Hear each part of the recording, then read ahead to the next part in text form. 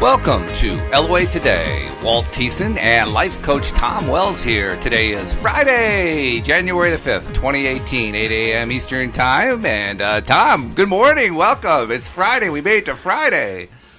Yeah, good morning, Walt. Looking forward to a good weekend. It's been a great week, so this should be a good show. Well, here on the Eastern Seaboard, we got off to a head start because here in Connecticut, most towns got about a foot of snow. I know closer to the Cape and Rhode Island, they got a foot and a half.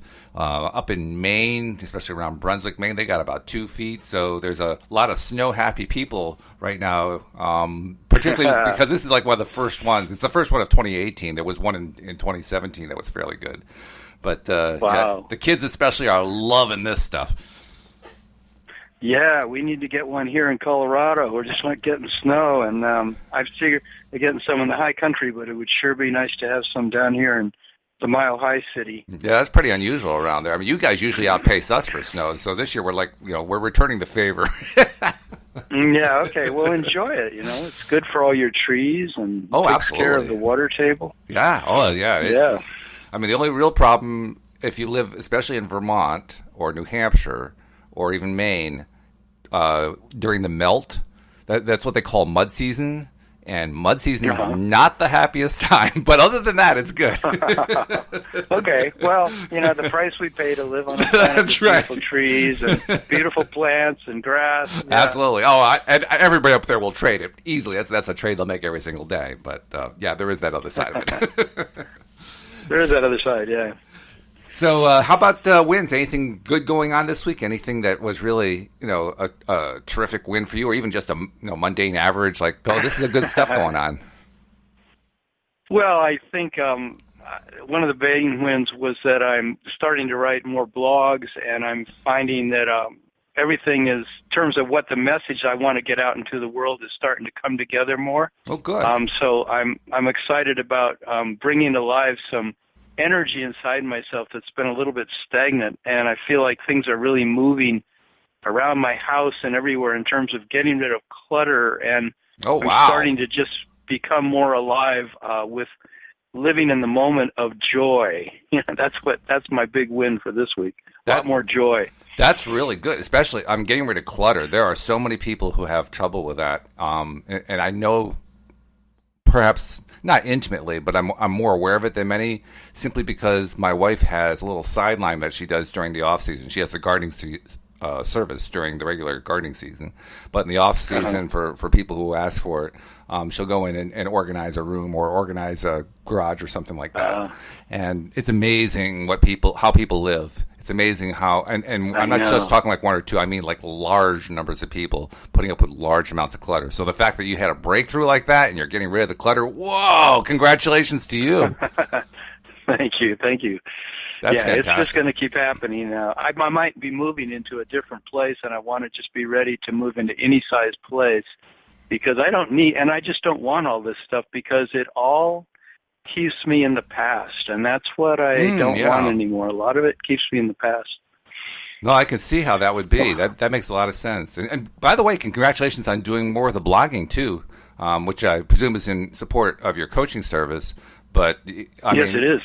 The fact that you're finding not only the time, but the energy and the motivation and the desire to put the content out does feed you. It feeds your soul. I mean, that's what I found with the podcast. That's why a month and a half ago I decided to go to daily instead of once a week, because I needed to feed my soul more often, and that's what it has done for me. I'm sure that the blogging is probably going to be doing the same thing for you. It's got to be.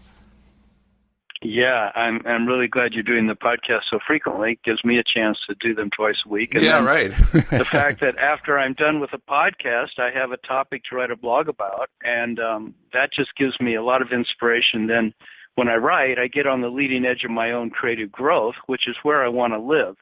And so I noticed that after our show last week, you and I talked for almost an hour after the show. Yeah, we did, didn't we? Keeping the topic going, because it was so interesting to talk about it. And then that led to this topic, because we started talking about aging, and today that's what we're talking about. So aging and the law of attraction, and then when I started to dig into that a little bit and listen to some more things from Abraham about the aging process, as they don't want to call it, I started realizing that, wow, this is exactly where I'm at with my own growth, is into this understanding. So this has really put me really face to face with how I live my life, which is what I really love to be, in that place, where I'm getting excited, really excited about how I live my life. I especially like the way Abraham treats death. They treat it very disrespectfully. Yeah. They say a lot about it, and their favorite. I love how they. Their favorite word is croak. Their favorite word is croak to describe death, and they say it's their favorite because it's so disrespectful, and they want to be disrespectful to it. And I think that's just so funny. I mean, the reason why, for those who aren't familiar with Abraham, it's not like they're just mean-spirited. The reason they want to be disrespectful toward death is they want to shift the human perspective about what death is all about, and shift it away from agonizing pain and suffering and just being mournfully depressed and all this other stuff into, hey, it's just a transition. It's actually a very joyful transition. It's nothing to get all upset about. So that's why they treat it so disrespectfully. But I think it's funny they choose the word croak. Yeah, I do too. I think it's great. And somebody was asking Abraham, who's these unseen entities that live in the unseen realm, and excuse me, translated by Esther Hicks for those that don't know. But it was asking about the aging process, and how would Abraham talk about the aging process? How do those in the unseen realm want to explain that to us mere mortals, to those here in the body who are not mere mortals at all? But they said just the words aging process exhibits a belief in decline. Right. And that it's the belief in decline that's the entire reason for the aging process. So, that we don't want to stop moving through time. There's a natural maturation that takes place at any age we are. It's just we're always maturing, but it's whether or not we're hooked into this belief that we're declining that is key to the entire aspect of maturing, of aging in these bodies, and to the quality of life that we have. So if we think as we get older that, oh, I'm declining, and the whole culture around us is reflecting, yes, you are. How old are you? Oh, I'm 68. How old are you? I'm 75. And then the expectation of decline at each of those, age markers becomes so significant and so focused on by people that it literally brings about decline. Right. It literally brings about death quicker and suffering. The suffering that we go through as our joints break down, or our eyes go, and our hearing goes, and all these things, so much of it is unnecessary. I mean, I'm aging just by hearing that. You're what? Aging just hearing it? I'm just falling apart right now. I mean, like I'm about to roll over. Yeah, I know. It's like, I know. Why did I say that? Yeah, right. But it's true. I mean, it's not just the word itself. The word aging is actually not a bad word, but the way we use it tends to reinforce this whole cycle of decline and falling into decrepitude and so forth. So that's why it behooves us to change the word around. So I don't know what you would think of as an alternative. Maybe one alternative might be the process of living. Because the process of living... That's a pretty good one. Yeah. That doesn't have any kind of negative associated to it. And it's something that goes on continuously for our entire lives. We live our entire lives. So I'm aiming to live, and to really live, and to do my living for a long, long time, living every step of the way. And I've even said before I became aware of the law of attraction, back when I was a kid, I used to say frequently, I want to just keep going and going and going and going and going and going and going and have a nice long life of just going and going and going and having all kinds of fun and doing all that stuff and then drop dead. Yeah, that's the way I've heard Abraham describe it. It's like have fun, drop dead. Right. It's sort of like, basically that's the key. And the thing is that we're constantly launching rockets of desire by what we know we want and what we know we don't want. We put constantly into our vortex more and more of the life that we want to be living. And they say that the only reason we decline is because we don't keep up with what we're asking for. Right. In other words, we're putting a lot of hopeful, wonderful things into our vortex, no matter what age we are. But when we don't keep up with it, in other words, they said it's like if you asked for, it's like life is saying life is supposed to be fun, and then Source knows that, and Source answers that call and puts more fun into your vortex, and then you sit there going, but what about the fact that so many people are starving all over the world, and then you get your vibe into, oh, well, how can we have fun when like my son was saying that the other day, he said there's over 1 billion people starving every day, and I thought, wow, that's pretty intense, to be focused on that. And I don't really totally believe that there's that many people that are starving, but it could be, anyway. The point is that even though there are people starving, it's our attention to them that's contradictory to the understanding of Source, because Source knows, something in a more wonderful way about how life works. And so when we focus on what we think is the downside of anything that we put into our vortex, we think about the downside. They said the entire reason for decline is negative emotion. Mm-hmm. So any way that we don't let ourselves receive what's in our vortex, that's causing resistance, and resistance slows things down, and the body doesn't like that resistance, and it then starts producing the symptoms that we call aging. Interesting thing there. Really interesting thing. Well, first, I also wanted to draw attention to the fact that we mentioned, go, long life, and then die.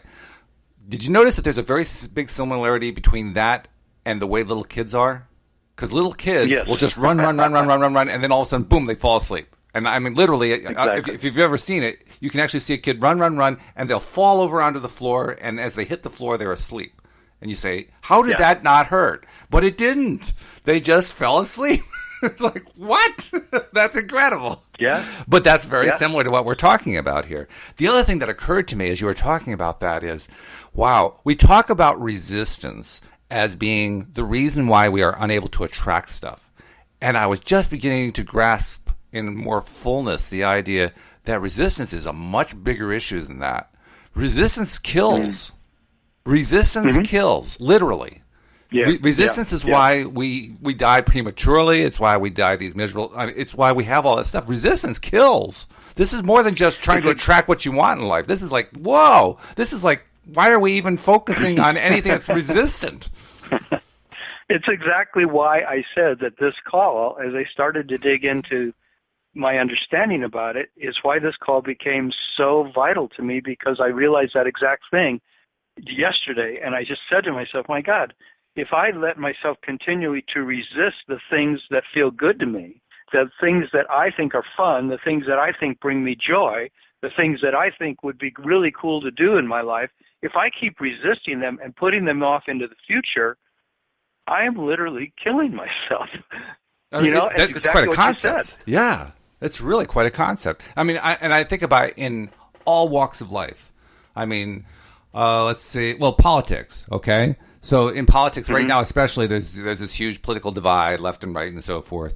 Right is in the office, left is out of office, and so you hear about resistances. You hear about rallies and movements and all this kind of stuff, and people, pulling together, pulling their heads out of the sand, and going out and combining their joint democratic voice to speak out against this terrible thing that's going on in the White House, whatever it might be.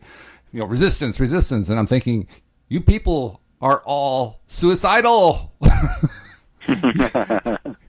And then you get the same thing when it's flipped around. For people to see that. When it's the left wing that's in the White House, then it's the right wing that's doing that, and they're screaming about, the lefties are killing the country, they're so un-American, blah blah blah blah blah. Got to resist all this stuff. You're committing suicide too.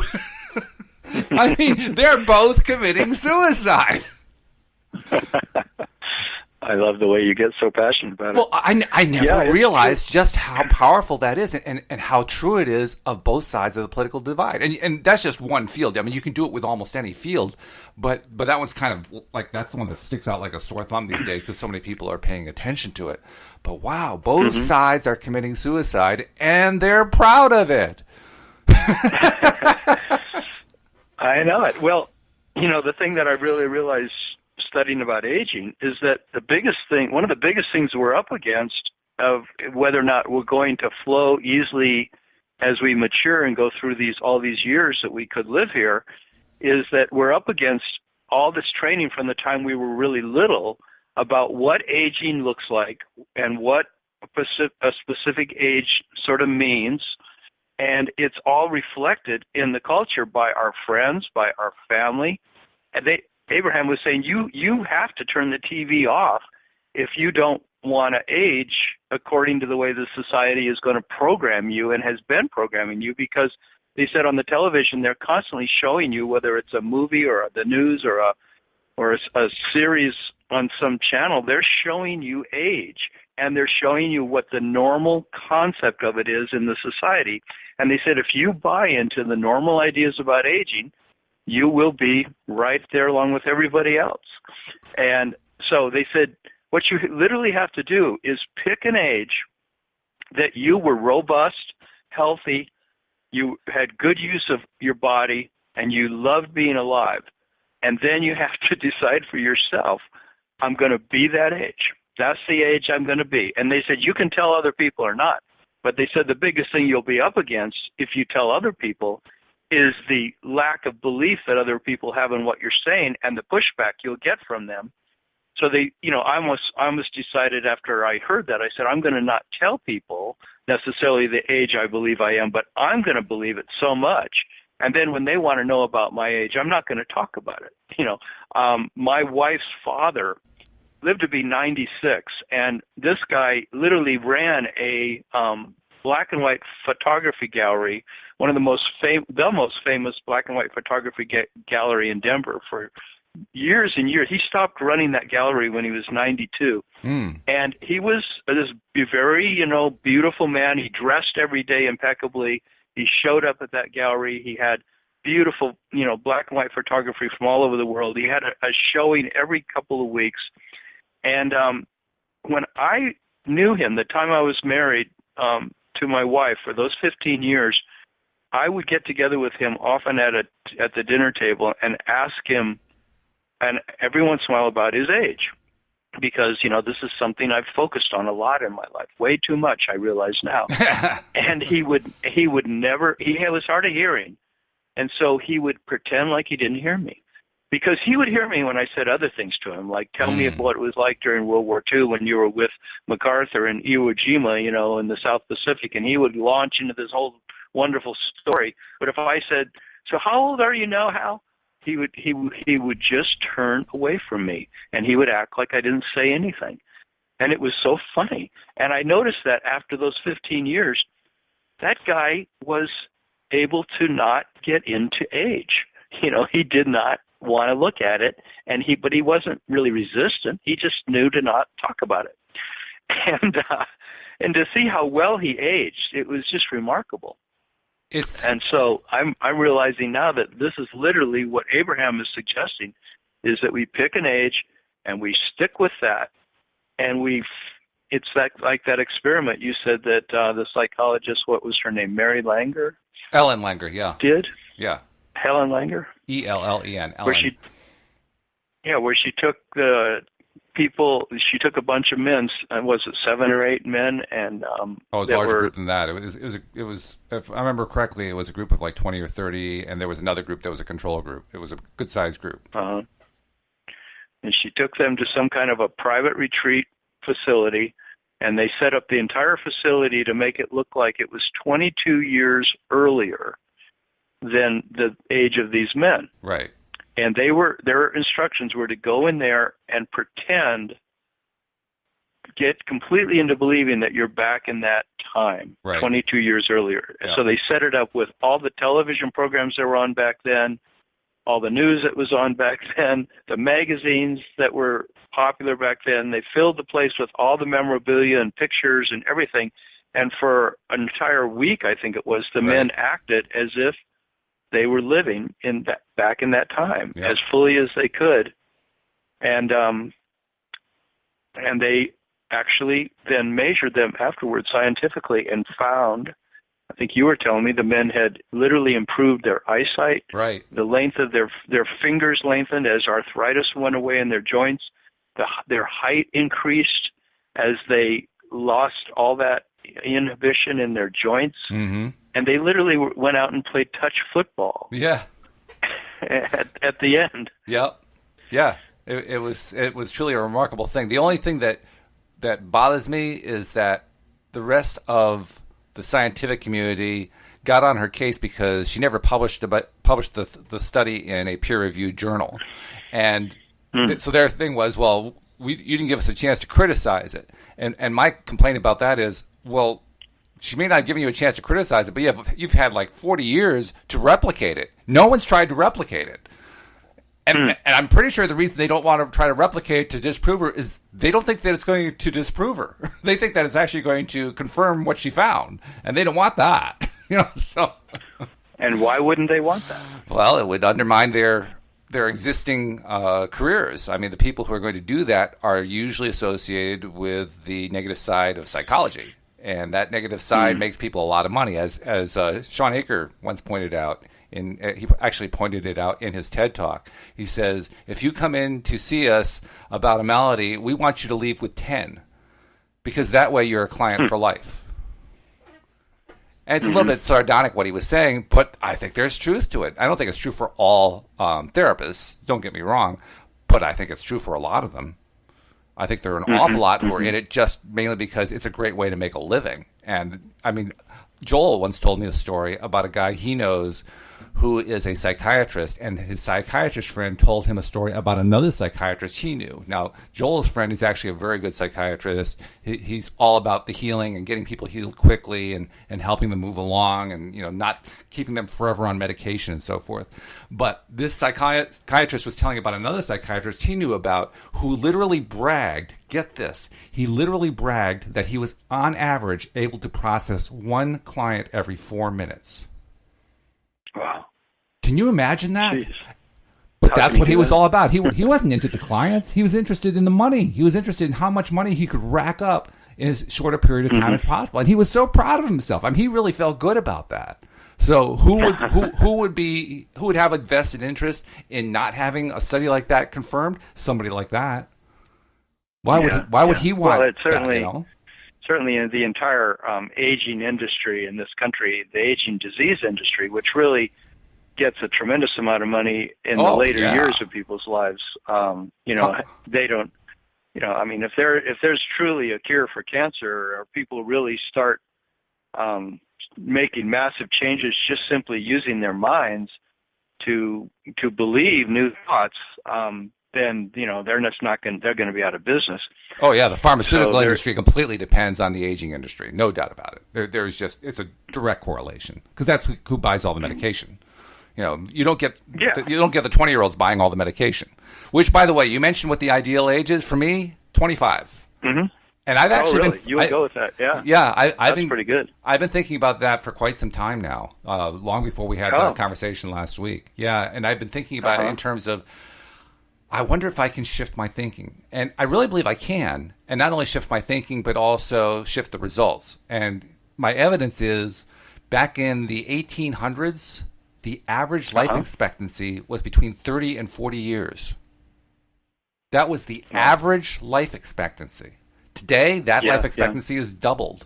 Well, if it's doubled today, why can't it double by the end of my life? So I'm aiming... And it can. So I'm aiming at 150 years. That would be about double what we have now. And perfectly healthy, feeling like a 25-year-old the entire time. That's great.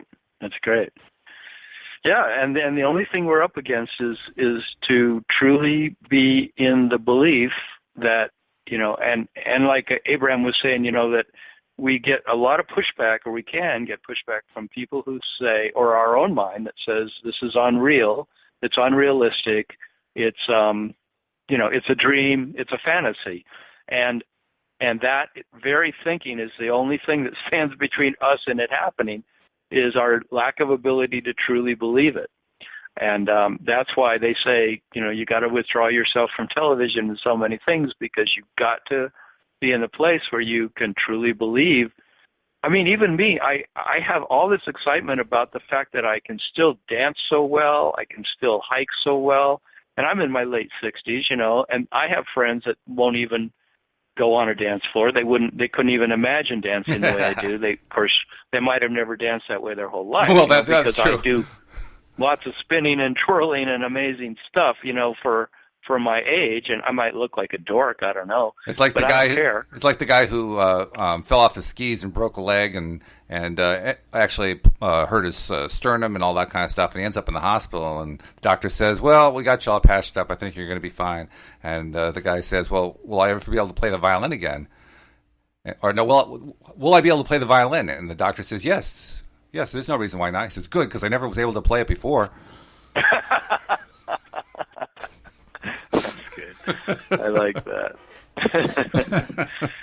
Yeah. Well, that's true too. I mean, the fact that you can literally reverse, like those men did, you know, like they literally got rid of arthritis in their joints, and they literally increased their height and their hearing and their eyesight. I mean, you were saying to me that, you know, how rare it is to change your eyesight. Oh yeah. You know, because you know, what is it? Ophthalmology is so quick to say that once the shape of your eye has changed, it can never change again.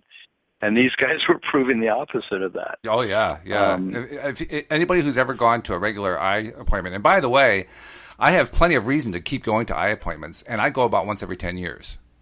And the reason I have is I have macular degeneration in my left eye. I'm literally blind in my left eye. And when you have it in your left eye, there's two variations. There's one called dry, the other called wet, which basically means blood. And I have the wet version. The wet version is the worst one. And if you have the wet one, the prognosis is really bad. It's that your right eye is going to get it and you're going to go blind. Well, I've had it now for, I'm going to say, around 10 years. My right eye is doing fine.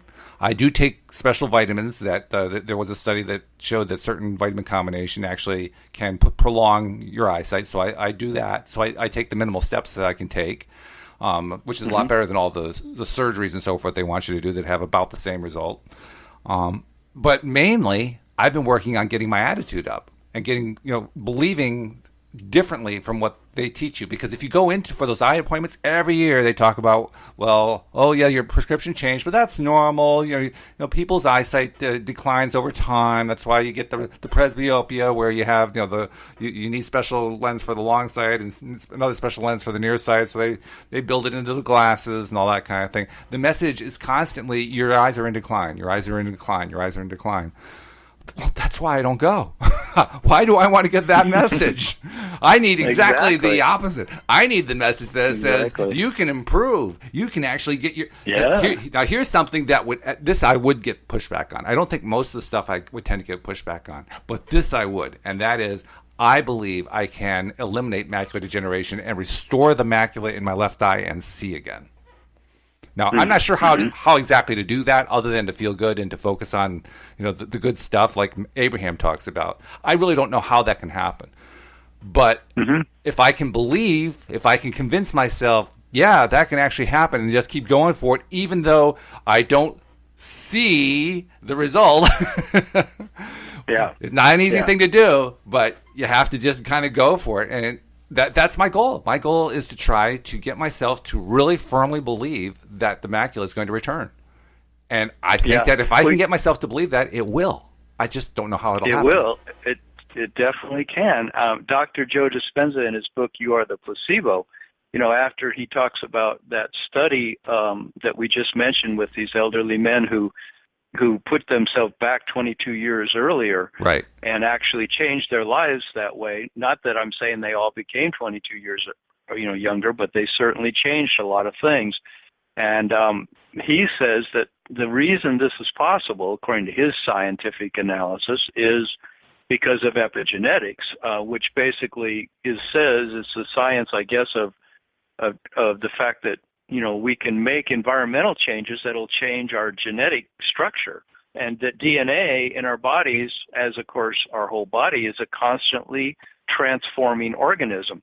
Abraham said that there's nothing easier to change than your body. Isn't that wild? There's nothing easier to change than your body. And when you think about what we talked about last week, the fact that the body consists of 70 trillion cells, with 25 trillion new cells being created every several seconds, and every cell performing up to 6 trillion functions, then the thing that I keep thinking about the body is that it's sort of like a magic machine. Imagine a magic machine in a science fiction book or a science fiction film, a machine that has 70 trillion moving parts that are transforming every several seconds by adding 25 trillion new ones and 25 trillion old ones going away, and that each tiny microscopic part of it, each one of those 70 trillion things, is performing up to 6 trillion functions a second. Aren't we talking about magic? I mean, in the realm of like incomprehension, it's incomprehensible for us. And so it's no wonder that the body can transform when we believe that it can, you know? And I'm not saying we should sit here and tell everybody that, you know, that they are this eternal being, but yeah, you know, I mean, we do go through a maturation process, and nothing comes here in the physical form that just to live forever. Everything is constantly transforming. But, you know, think how much more possibility there really is for something like macular degeneration, or, I mean, how do people have these spontaneous remissions of cancer, you know, of tumors that just completely disappear, where the doctors are just baffled and they're just, you know, their jaws are hanging down because they say, that can't have happened. You can't have lost that tumor in 1 week, you know, that tumor that took, you know, 15 years to grow to the size of a grapefruit, and it's gone in a week. And yet there's countless stories about these kind of things happening. And so that's why I like Joe Dispenza's book, You Are the Placebo. He tells a lot of these stories in that book, and then he goes on to tell the entire science that he's trying to create of this epigenetic way of changing the belief systems that are out in our society so that people begin to believe that it's possible to have a lot more things change than we think is possible, right? Absolutely. In fact, I actually have been trying to convince myself that what I have is not macular degeneration. What I actually have is macular regeneration. Yeah, and exactly. I haven't got there yet, because I usually say macular degeneration first. But that's one of my goals, is to get to the point where I keep saying I have macular regeneration, and to say it out of the blue rather than with all the special introduction about, you know, here's what I believe about the law of attraction, and I'm trying to heal myself and so forth. Just basically say I have macular regeneration. If I can start doing that, I haven't done that yet, but if I can actually convince myself, you know, dare myself to say to people, I have macular regeneration, I'll get some really quizzical looks, but it'll also be me putting out there in a really positive way that I want my macula to regenerate. Yeah. I'd say go for it. You have nothing to lose whatsoever and everything to gain. Yeah, I mean, when you look at it, really the worst thing that happens is I get embarrassed. Well, that's the thing that they're saying about you know, this way our society is. It's like when who was it who said that the sun doesn't go around the earth goes around the sun? Was that Copernicus? Or yeah, I think so. But yeah. You know, when science has ever made a milestone, you know, a huge paradigm shift, the people, obviously you've all heard the story that the people who put the new theory out into the society, into the scientific community, are the ones that get all the pushback. They get labeled as insane. They get ostracized. They get, you know, people try to discredit everything about their experiments, you know, and it's still going on these days. You know, oh, sure. That people want to believe that the way it's been is the way it should stay, because there's a comfort level in that. I know for me, you know, I have so many ambitions for myself at the age I am, and I want my 70s and 80s and 90s to be really resilient, and I haven't yet adopted the belief you have that I could live, that I want to even live past 100. There's part of me that wants to get a new body, because as Abraham says, why would you want to stick around in a body that's continually maturing if it's not as robust as the body you had when you were younger? Now, your goal is staying a robust 25-year-old with your joints and everything intact. That's fantastic. You know, you could They said there's just wonderful deliciousness and beauty at every age, no matter what it is, you know. And so do I have a body of a 25-year-old right now? No, I don't. But my goal and my belief is I can get there. That is actually possible, and that flies. You're right. That flies in the face of what most of society believes. There is a good piece of news, though, where all that's concerned, and that is they no longer use the rack. They no longer torture you for having, horrible beliefs. The torture is more like public ridicule than anything else. That's the worst of it. It's not like, back in the days of Galileo where you get locked up for committing heresy by saying that gravity exists and that therefore our understanding of the way the solar system works is wrong. That was heresy. That basically was fighting the church, and the church wasn't going to stand for it. Well, the church isn't going to stand for it these days either, but they don't have the power they used to have. It just isn't there. So, it's a lot safer now to actually be... I'd rather believe that than it's unsafe, because there's a lot of people saying that we know it's true. I mean, that it is unsafe. There are a lot of reasons why I would say, for instance, that democracy is way overrated. But there's one really good side of the democratic movement, if you'll call it, and that is we are now much more free to commit heresy. We are much more free to speak out on stuff that hitherto, up until that point, was considered, something you just don't even say. You don't even look at. You don't even think about. Now, I'll give you an example. I'm heterosexually straight, but for somebody who's gay, up until as recently as 10 years ago, being gay was, you're just setting yourself up for all kinds of terrible stuff. 30 years ago, right. We've seen the documentation of what has happened with the gay movement and the gay pride movement and so forth, and how so many people were really treated really, really badly. Look how that's shifted. That was impossible. That was literally impossible 100 years ago. No way anyone could conceive of that. I mean, you can see it in talk about TV series. There's the Downton Abbey series. One of the key characters, an underbutler, Thomas Barrow, is gay.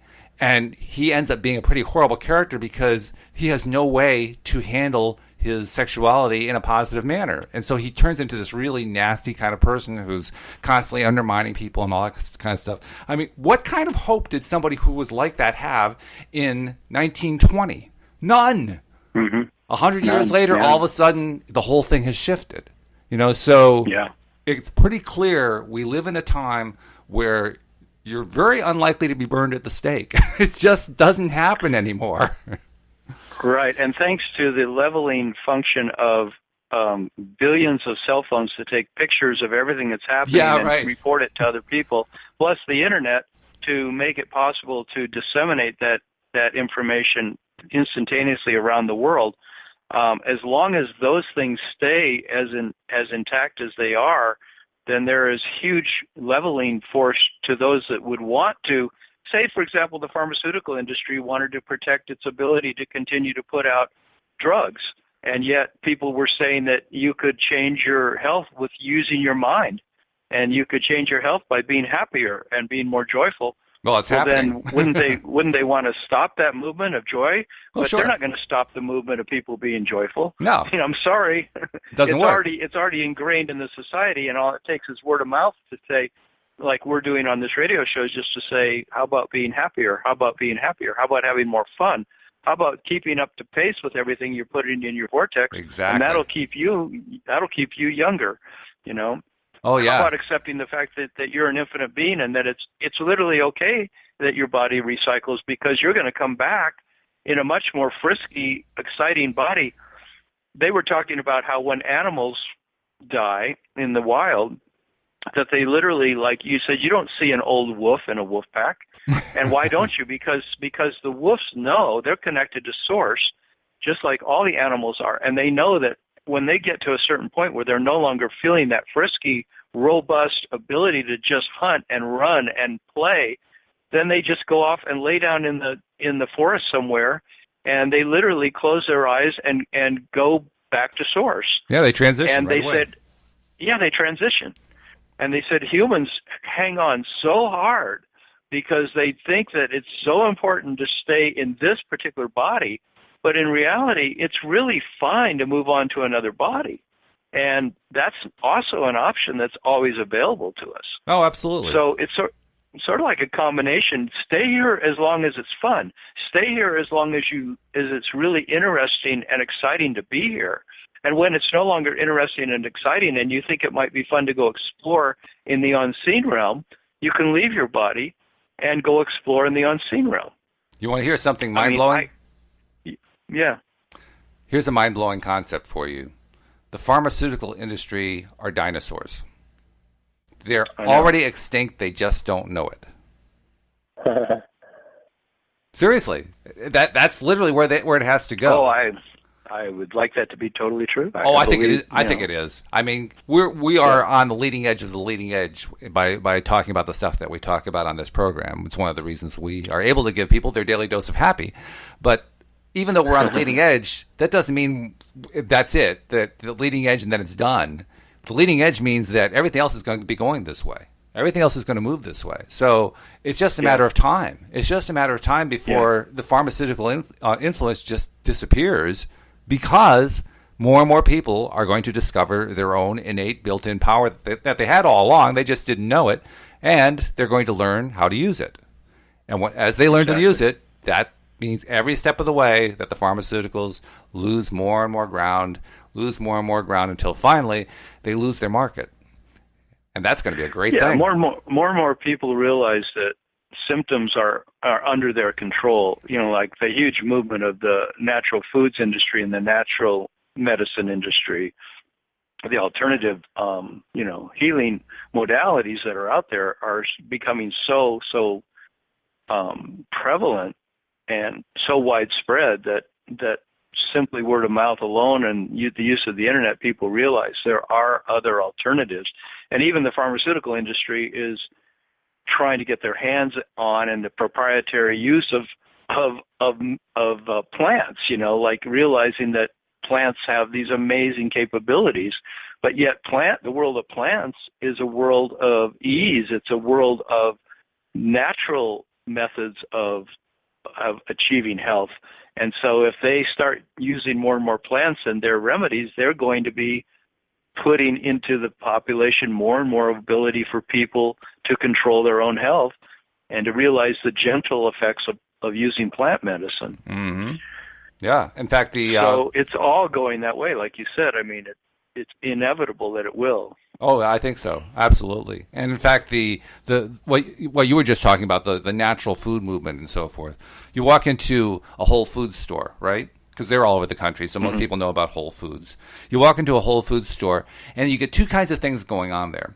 One is you see stuff that basically promotes the idea that whole foods are healthier foods, that the natural foods are healthier, and that they improve your health, they improve your longevity, they improve the quality of life and so forth.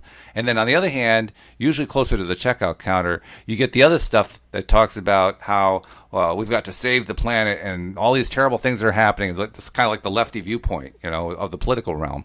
And it always strikes me that's really an interesting thing going on there, because on the one hand, the first part is the part that you and I talk about. It's the positive part. It's the part that says, here's the direction to go in. And on the other side of it, you've got all the resistance that they're putting up. So they're putting out the good stuff, and they're putting up the resistance. And it strikes me, isn't that like what most of us are doing as we're trying to learn the law of attraction? We're doing both. We're putting up the resistance, and we're reaching out for the good stuff at the same time, and we're trying to learn how to let go of the resistance and do more of the good stuff.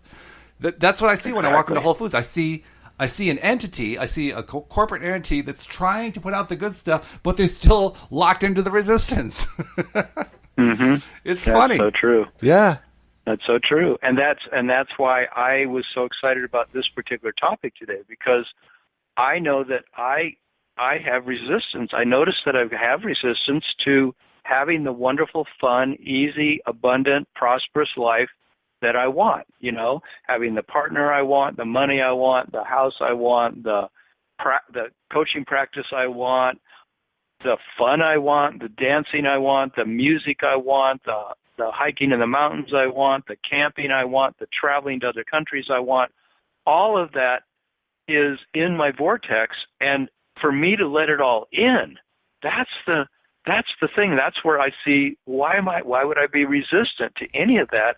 Well, it's because I wrote a whole blog on this earlier this week, and it's because as we were trained as kids, we were trained out of that spontaneous, robust, happy, frisky young kid that knew how to create through play and knew how to create through joy. Right. And we were told, you better get your nose to the grindstone and buckle down and quit being so silly. You're never going to get what you want out of life by playing your way. You're going to get your way, what you need in life, by working hard. So there's no free lunch, dude. Basically, forget about, you can go out for 15 minutes for recess, but you got to be in that chair writing and doing arithmetic and producing results that our society will say, those are results we value, And that's the greatest lie. That right there, that is the greatest lie of the 20th century and carrying into the 21st century. The idea of the nose to the grindstone. And I know it personally from my own experience because I did exactly what I was taught to do, just what you described. And I first went to work with other companies, and I went from job to job because I didn't find anything that I really loved doing. So I couldn't stick with it for more than 4 or 5 years at a time. But I eventually got to the point where I went out on my own and took the plunge, so to speak, to become a self-employed person. And even there, I was nose to the grindstone. I was working hard and so forth. And you know where I got? Mm-hmm. Nowhere. I actually ended up in debt. Despite the fact I had a successful business, I ended up in debt. I couldn't keep up. All because I stuck to a formula that was completely wrong. So I know for a fact that formula is full of you-know-what.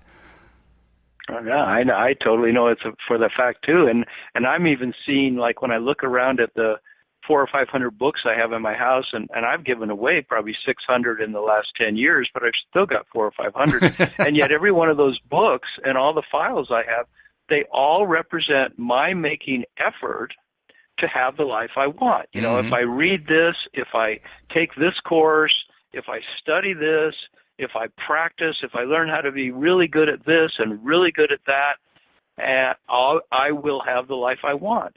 And the reality is that's the way the schools taught me how to get my results. But the fact that they cut me off at age 6 from the playful, creative person I was when I came into this world, we come in directly from source, and we're sourcing all this incredible life force, and then that gets cut off for all those years, and then we spend the rest of our life wishing we had it back in a way, and we're trying to get it through these means that are incredibly archaic. They're trying to use the intellect to get life, to get spontaneity, to get creativity, and you don't get spontaneity and creativity and joy from just using your mind. Your mind's a wonderful thing, but you've got to be in your body and in your heart and excited about life. And they say that's the main reason for decline, for aging, is that they say you quit leading your own parade. You start falling back and listening to what others are saying, and you're not in your spontaneous catbird seat of saying, I'm in control of my life, and I'm choosing to have fun. I'm choosing to make my life a beautiful experience. I'm choosing to just kick out the jams and live my life out loud. Which is fantastic. And that's where I feel like I'm at. Oh, yeah, that's fantastic that you're doing that even. I want to tell you 2 stories that reinforce what you're talking about. The first one is the story of a gentleman from India. I can't remember what his name is. I'm going to try to look him up while I'm telling the story. But he's a gentleman from India who did a rather daring experiment. He put a computer at street level built into the wall of a building in a major city in India. And he left it at the height that kids could interact with. The building was in one of the most depressed, economically deprived city areas that you could have. It was the slum. It was the slum of the slums. The kids there literally had nothing. They practically lived on the street. Not quite, because they actually had a place to go home to sleep. But for the most part, they were pretty much on their own. There were no schools. There was no opportunity. There was nothing. But he put this thing into the wall, and he hooked it up to the internet. It was in English. They didn't speak English. That's the part that gets me. They didn't speak English, and the computer was programmed in English. And then he left it there for a year. There were no instructions. There was no announcement. He just put it there. And a year later came back and discovered that all of the street children had played with it, learned it, taught each other how it worked, figured it out together, and were using it to give themselves an education that they were not getting. They did it without manuals. They did it without any training. They didn't have a single course. They didn't have a teacher. They just did it themselves. And that, according to traditional education, is impossible. But it happened. And he not only did it happen once, he's replicated it many, many times. So that's the first story I wanted to tell you. The second story is that I helped to found a school based on an educational model called the Sudbury model. The Sudbury model is based on a school from Massachusetts, from a town in Massachusetts near Boston called Framingham, Massachusetts. And Framingham is part of the Sudbury Valley, so that's where the name comes from. Okay. And it's called the Sudbury Valley School. The Sudbury Valley School was one of the experimental alternative schools of the 1960s, most of which fell apart and disappeared, but this one remained. And in this school, they did something truly remarkable. They left the kids to their own devices. There were no required classes. There was no curricula.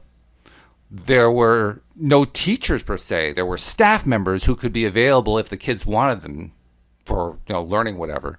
But that was it.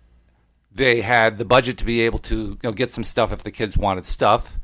But literally, the kids ran the school. And not only did they run their own education, they literally ran the school. The kids run what's known as the school meeting. The school meeting is the de facto legislative body of the school. And there's also what they call the, of course, I'm going to forget the term now. Not the discipline committee. What do they call it? There's a judiciary. Oh, judiciary. That's what it is. The judiciary committee, which takes care of infractions of rules that the kids themselves have established through the legislative process of the school meeting. So literally, the inmates run the institution, which blows the minds of all kinds of parents and educators and so forth. And they have received all kinds of pushback, particularly from the more strident spokespeople of the education community, all kinds of rejection. But this school has been in existence since 1968 was when they started forming. 69, I believe, is when they actually founded themselves. They have been jammed to the rafters every single year since then. They've had problems for sure, but for the most part, they've been extraordinarily successful. And the results that come out of this school are just, again, mind-blowing. For instance, you can't treat it as a statistical study in the more traditional sense because we're talking about hundreds to thousands of people, and most studies need thousands to 10,000s to hundreds of thousands. So the simple numbers aren't large enough to do your typical statistical study. And plus, they're also very protective of the privacy of the students and the families. But nevertheless, there are some statistics that have come out. They actually have published a book that published a number of years ago that talked about some of the statistics that they were able to compile based on their experience over a 35-year period, something like that, at that point. One of the things that I was able to glean by reading that book and comparing it to other traditional educational statistics is that kids coming through that system are three times more likely to be not only entrepreneurs, but successful entrepreneurs. Wow. They are, Makes sense. I don't remember what the exact numbers are. Kids coming out of high school are, I think it's something like 50 to 60% of them don't know what they want to do with their lives on graduation day. Whereas the kids coming out of the Sudbury School, close to 90% know exactly what they want to do. Yeah. And then the really mind-blowing part, everybody believes that for their kids have to get the credentials. They got to get the high school diploma, then they have to go get the college degree. And these days, there's even more pressure to go get the advanced college degree, right? The master's or the PhD. And you have to have those credentials if you want to get good work, if you want to get a good paying job and so forth, right? Well, these kids go through and there's no credential at the end. They don't have all the credentials that you normally use in order to get into college. So you would naturally conclude they can't get into college, right? Yeah. And you'd be wrong. You'd be absolutely wrong. Because as it turns out, they get into college more successfully than their colleagues coming out of the public school system. the likelihood of someone who wants to go to school, who wants to go to advanced education, coming out of a Sudbury school, actually getting into the school of their first choice is higher than it is for someone coming through a public school. Yeah. So you wonder, how do they do it? It's very simple. You know how they do it? They do it because of the way they learn. When you're in that environment, you learn because you want to learn, not because you've been placed in a classroom and instructed you're going to study this and then you're going to study that for another 45 minutes and this for another 45 minutes. But rather they learn when they want to, what they want to. So you get results like this. You get kids who, for years, aren't learning to read, and then all of a sudden they know how to read. And people say, well, where did they learn to read? And half the time, the adults studying it, don't know where they learned to read. They just picked it up. They picked it up from their friends. They picked it up through their conversations. They just learned how to read. And every one of them, everyone, without exception, who goes through a Sudbury school learns how to read. They just don't necessarily learn to read at the time that the educators say they should have learned how to read. Mm-hmm. When it comes to learning math, this is one of the most startling ones. Kids who finally get to the point because of some activity they're doing, they realize they need to learn math. So they'll go to one of the staff members and say, we want to learn math. They'll cover 6 grade levels of math in 6 weeks. Wow. 6 grade levels in 6 weeks. How do they do that? You know what math department? You know what a math department head once said in reply when he heard that? He says, "I'm not surprised." He wasn't surprised. You know why he wasn't surprised? He says the only reason it takes kids as long as it does in the public school system to learn that math is because we have to spoon feed it to them.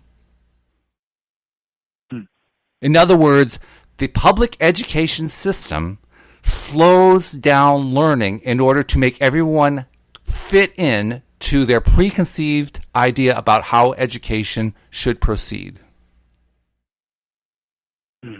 We are doing a tremendous disservice to kids by putting them through public education, by forcing them away from their natural inclination. It turns out, I used to call it their built-in compass, and now I understand it to be the law of attraction and their own pursuit of what they know innately to be true. But the act of depriving kids of the opportunity to pursue what they know deep down they have to pursue is causing tremendous amounts of damage. And I've seen it because I helped the found a Sudbury school, much smaller than the one in Massachusetts, but I've seen it firsthand. I saw a girl who came in who had been in the foster care system, and she was depressed, she was angry, she was miserable, and 4 years later, she became the school president. Yeah. Wow. Yeah. So, so cool. Enough of my rant, but I mean, it just goes to prove what you're saying is 100% true. I wish I had gone through that kind of school. Oh, me too. Now I'm relearning. I'm relearning how to be a child again with my creativity. And we can. We can. There's never a time that's too late for that. That's the great news. We can do it starting right now. And we can just do it going forward. So I announce right now, I now not suffer. I am now enthralled by the fact I have macular regeneration. Yeah, that's what I put in my blog. I said at the end of it, I said, I begin starting right now to let myself rediscover and reaffirm and reclaim, my natural default state of joy and of interest and of excitement and enthusiasm and fun. And the rest of the time that I'm here on this planet, I want to be doing nothing but exposing myself to more and more excitement about living in the present moment as the happiest person I can possibly be. Well, we could probably go on for hours with this. Unfortunately, we can't because we've already used up 1 hour, but let's carry on this conversation in another forum starting next week. What do you say? Yeah, I want to just keep it going. Sounds good to me. Where I want to be. By the way, if you have not yet subscribed to the podcast, please do so. You don't want to miss any of these upcoming podcasts we're going to be doing. And Tom, if they're looking for a little coaching help, how can they reach you? They can go to my website, which is youarejoy, youarejoy.com. And there's a page on there for signing up for a free discovery session. Just fill out your name and your email address, and you can have a free hour of coaching with me to see whether you like it and to address something of interest in your life that you want to get coaching on. Excellent. Tom, it's been a pleasure. Let's do it again next week. You definitely, for sure, Walt. Thanks so much for putting the show on. We'll see you all again next week here on LOA Today. Goodbye, everybody.